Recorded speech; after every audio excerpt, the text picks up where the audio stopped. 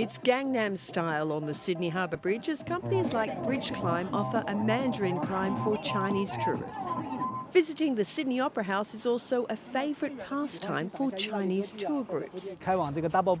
They also have eyes for shopping, especially for luxury brands, with the average Chinese tourist spending more than $2,000 on retail therapy each visit. UGG and sneakers or clothes or bags. UGG is what Chinese people call Ugg boots, which are a hit with Asian tourists. In China, even if the Ugg boot manufacturer is distributing in China, the Chinese consumers worry that they're not really getting the real Ugg boot. But if they come to Australia and buy it, they feel like they can get the authentic stuff.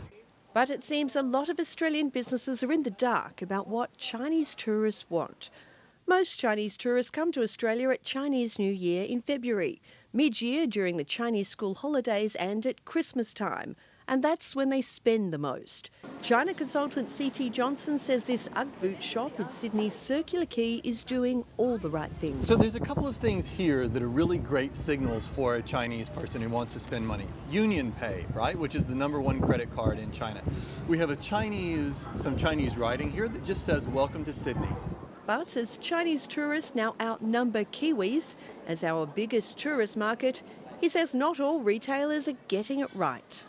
So it's all Western credit cards that are accepted. There's no Union Pay accepted here. There's no Chinese signs. There's nothing that tells me that they're friendly to me as a Chinese tourist and that make me want to come into this store. Tourism Australia boss John O'Sullivan disagrees with the criticisms. To actually singularly say because we don't have every shop in Sydney doesn't have a Mandarin speaker behind the counter or doesn't have a Mandarin sign, all of a sudden this market's going to decline, it's a bit erroneous and quite simplistic. But the tourists we spoke to want to see more Mandarin speakers.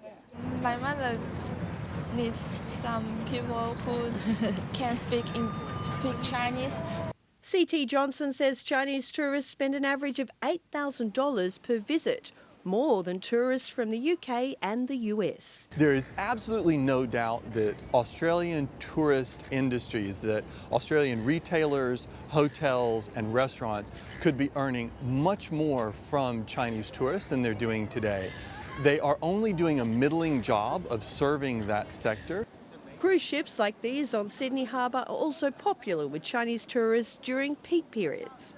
Over the past year, more than 1 million Chinese tourists have visited Australia and they've spent around $9 billion. But some travel companies say there's not enough services like cruise ships or hotel rooms to meet the demand.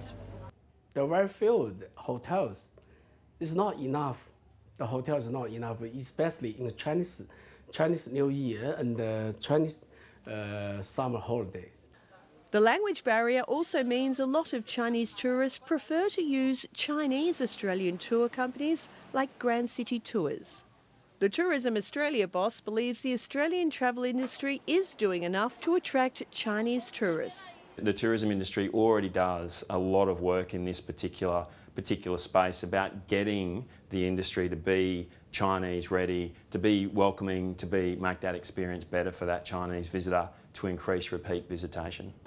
Tourism Australia's strategic plan, China 2020, aims to increase spending by Chinese tourists to $13 billion annually by knowing the customer. Part of that is helping local firms learn about China. We recently took 100 businesses up into the Chinese market as part of Australia Week in China to give them an education about the Chinese trade, about the Chinese consumer. It's a group of happy customers for Grand City Tours, but the risk is some may not come back for a return trip if Australia doesn't lift its game.